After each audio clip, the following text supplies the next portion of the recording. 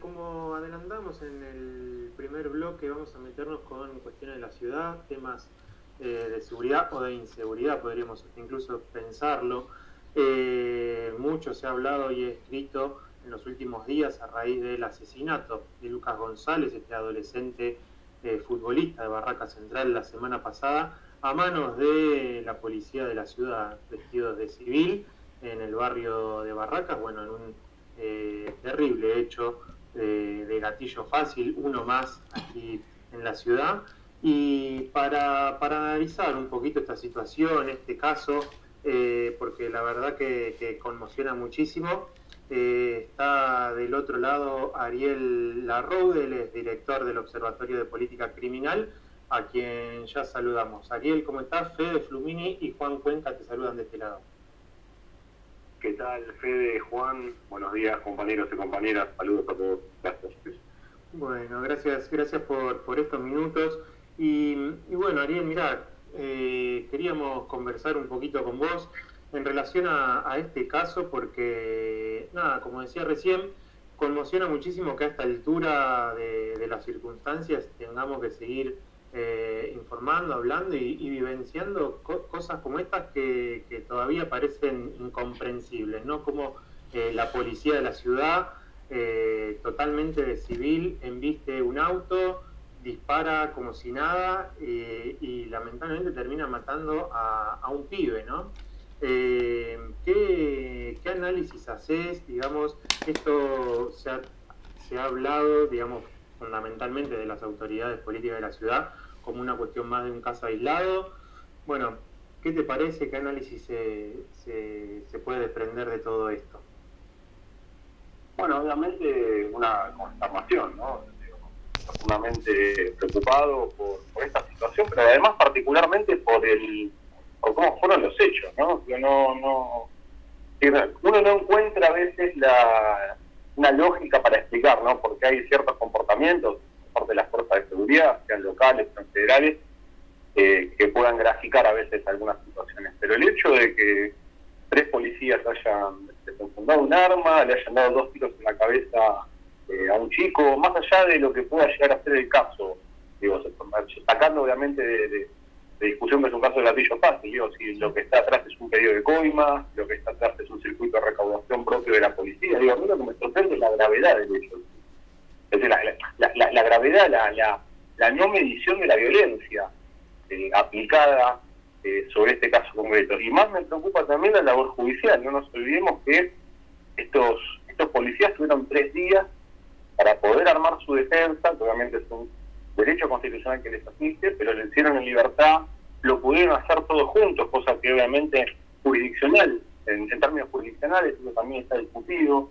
Recordemos que no le hicieron un análisis toxicológico a estos policías para saber si tenían algún tipo de estupefaciente que haya alterado su conducta, que haya alterado su comportamiento, como así tampoco un test de alcoholemia, que eso se hace rápidamente, claro. Una vez que termina o que los hechos son denunciados o que salen a la luz o son de público conocimiento. Eso es lo que más me sorprende. Después la no sorpresa es obviamente lo casi normal, ¿no? Es el secreto a voces que todos, o por lo menos algunos de nosotros, empezamos a discutir ya hace tiempo, que es lo que sucede en el sur de la ciudad. Esto no es inocente que haya pasado en Barracas durante la gestión de Larreta y de Santí, el segundo barrio con mayor tasa de homicidios dolosos de la ciudad después del Retiro. No nos olvidemos que la Comuna 1 y la Comuna 4, que es donde sucedió esto justamente, tienen tasas de homicidios muy similares a las de Rosario. Y esto no lo dice nadie, salvo algunos y algunas compañeras que estamos en la discusión de lo que pasa en la ciudad, triplicando la media de las demás comunas, ¿no? Que esto es realmente preocupante. Totalmente. Ahora, un poco en relación a lo que mencionabas recién, ¿no? Pues se viene denunciando la existencia de brigadas civiles o policiales, disfrazadas o no, para extorsionar para garantizar, digamos, un sistema ilegal de cobros, coimas y demás. ¿Qué se sabe en concreto de todo esto y hasta dónde también llegan las responsabilidades políticas en la ciudad por la existencia y el accionar de este tipo de bandas? Bueno, eso yo creo que es algo que, como te decía, es un secreto a voces. De todas maneras, sobre el caso concreto va a tener que expedirse la justicia. Por eso yo felicito al compañero Leandro Santoro y la compañera Victoria Montenegro de haber hecho la denuncia, para que esta modalidad de recaudación se investigue. En todo caso, sea la justicia la que ponga sobre la mesa las pruebas y eventualmente condene a los culpables. Acá el caso, o la gravedad del caso reviste por también la explicación que da la misma policía de la ciudad, o en este caso el ministro de Seguridad y Justicia de Alessandro, es que hay patrullas, o brigadas, perdón, o mejor dicho, de la policía de la ciudad que hacen tareas de prevención o controles vehiculares, cuando en realidad las tareas que tendrían que estar asignadas son tareas de investigación a partir de una investigación judicial de un delito o de delitos considerados complejos, ¿no? por la entidad misma del fenómeno criminal. Entonces digo, la pregunta es, ¿por qué desde la misma cartera de Seguridad y Justicia de la ciudad anuncian o informan a la sociedad que existen brigadas, o sea, personas de civil con autos no identificables que están haciendo controles vehiculares cuando esa es una tarea que le corresponde muy exclusivamente a las patrullas uniformadas, ¿no? a los numerarios policiales que nosotros vemos en la calle, identificados por los patrulleros, porque son tareas propias de prevención del delito y la violencia, y no tareas de investigación. Yo creo que ahí también lo que existe, y eso es parte de una discusión que nosotros queremos o venimos dando ya desde hace tiempo, es una falta de preparación, una falta de elementos para abordar la seguridad de manera cabal, de manera completa, con elementos de estudios y complejos que hagan que la actuación de la policía sea eficiente, por lo menos territorialmente. Y además eso nosotros lo exponemos desde hace tiempo en el observatorio, y principalmente por lo que pasa en el sur de la ciudad, como les decía hace un rato, 8 de cada 10 homicidios del 2015 hasta el 2021 se dieron en las comunas del sur de la ciudad. Y cuando digo comunas del sur de la ciudad no hago referencia a todas las comunas que están en la avenida Pedradera para abajo, sino en las comunas 1, 3, 4, 7 y 8, y que condensan el 80% de los homicidios dolosos que pasan en la ciudad. Entonces la pregunta que surge a partir de eso es, si vos tenés este nivel de violencia sostenido en el sur de la ciudad, ¿qué es lo que hace la policía con esto? Digo, porque está grabando un principio lógico de la política criminal, que es que con estos hechos como el de Luca, el Estado o las agencias policiales generan más violencia que la violencia que intenta prevenir. Entonces digo, pongámonos a discutir esto seriamente. Por eso, como te decía, me parece muy saludable que algunos actores políticos salgan con valentía a discutir esta situación, porque si no parece que nosotros vivimos en una ciudad más parecida a París o a Ottawa, como le gusta mencionar a Santilli, cuando en realidad tenemos índices de criminalidad más parecidos a los de Río de Janeiro, más parecidos a los de Santiago de Chile, a los de Montevideo. Te digo, somos una ciudad latinoamericana con problemas latinoamericanos. Y el sur de la ciudad de Buenos Aires está cada vez más cerca de tener complejidades delictivas más parecidas a las del conurbano que a las de otras ciudades con las que a muchos dirigentes les gusta compararse. Tal cual, tal cual. Recién cuando mencionabas esta idea de cómo incrementa la intervención de la institucionalidad y cómo incrementa la violencia, paradójicamente me hace acordar mucho también a lo que sucede con el sistema carcelario, ¿no? O el sistema penitenciario, donde las personas que ingresan a los penales, lejos de salir con otra impronta, termina generando mucha más violencia, ¿no? Por las distintas situaciones que se viven allí adentro. Pero bueno, muy interesante toda esta perspectiva. Ahí está Juancito Cuenca también, que quería hacerte alguna pregunta. Hola Ariel, buenas tardes, ¿cómo va? ¿Qué tal? Perdón. Un gusto. La policía de la ciudad se creó en 2017, si no me equivoco, enero de 2017. Desde ahí tenemos más de 100 casos de gatillo fácil. Confirmado, pero se incrementaron desde la creación de la policía de la ciudad los casos de gatillo fácil, ¿no? Y la policía de la ciudad, o por lo menos lo que es Capital Federal, es el distrito, que en los últimos 10 años tuvo más cantidad de muertes por intervención de fuerzas de seguridad. Sea que estemos hablando de fuerzas locales, en el caso de policía de la ciudad, como fuerzas federales, ¿sí? Después es verdad también, y esto hay que ponerlo sobre la mesa, que no todo caso de intervención de las fuerzas de seguridad tiene que ser considerado per se un caso de gatillo fácil, ¿sí? Porque muchas veces podemos estar hablando de casos realmente de enfrentamientos armados donde a la policía o a las fuerzas de seguridad no le queda otra más que repeler ese accionar, ¿sí? Pero en este caso, por lo menos el de Lucas, quedó claro que estamos hablando de un atropello hacia los derechos humanos de los vecinos del sur de la ciudad, y estamos hablando de un atropello a las garantías, a los principios que establecen o que regulan de cómo tiene que ser el comportamiento de las fuerzas de seguridad para con los ciudadanos. Claro, sí, totalmente. Y una pregunta, ¿por qué se debe este accionar de la policía así tan violento en estos casos como el de Lucas y tan, por lo menos de mínima, altamente cuestionable en casos como tema de coimas o los otros que se venían mencionando? No sé si te entendí bien la pregunta. Yo creo que esto es parte de una matriz que acompaña a las fuerzas desde básicamente de 1983 en adelante, cuando el sistema político le delegó a la policía la resolución de problemas que tienen que ver o que sus resoluciones anteriormente estaban en manos de agencias estatales. Y hay una conflictividad social que está manejada y regulada por la fuerza policial. Cuando vos tenés una conflictividad social, que es lo que sucede en los barrios, manejada, tutelada, administrada por las fuerzas de seguridad, lo que vos le delegaste a las fuerzas es el control del espacio público, el control de la calle. Y cuando uno controla la calle, administra lo que pasa en la calle.